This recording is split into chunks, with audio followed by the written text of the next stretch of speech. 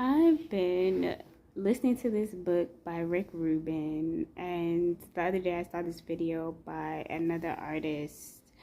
I think her name is China Tolliver, where she was talking about she's a seamstress. I think she does sewing classes, and she was saying she was closing down the physical version of her store or her space where she would teach lessons because people just seem to not be able to afford it, and so she was pivoting into pop-ups and stuff. And we love an adaptable queen.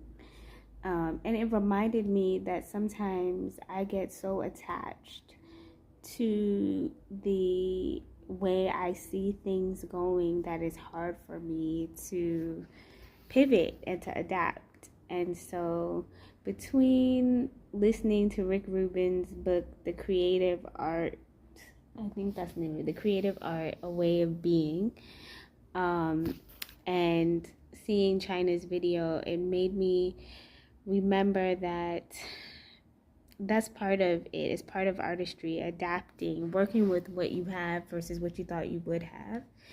And so as such, I am pivoting because I wasn't able to raise all the money I need for my samples for my next from my next collection, capsule collection, footprint.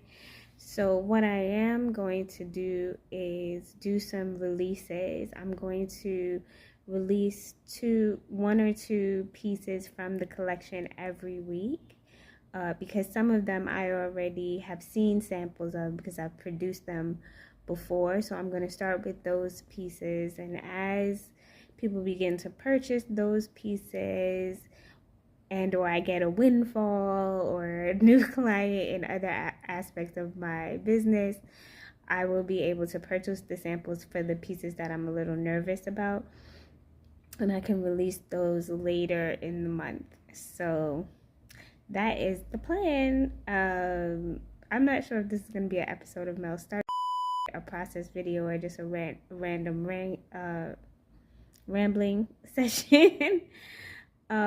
But I just wanted to document that being able to adapt is a core skill of being an artist. Being able to adapt is a core skill of survival in any realm.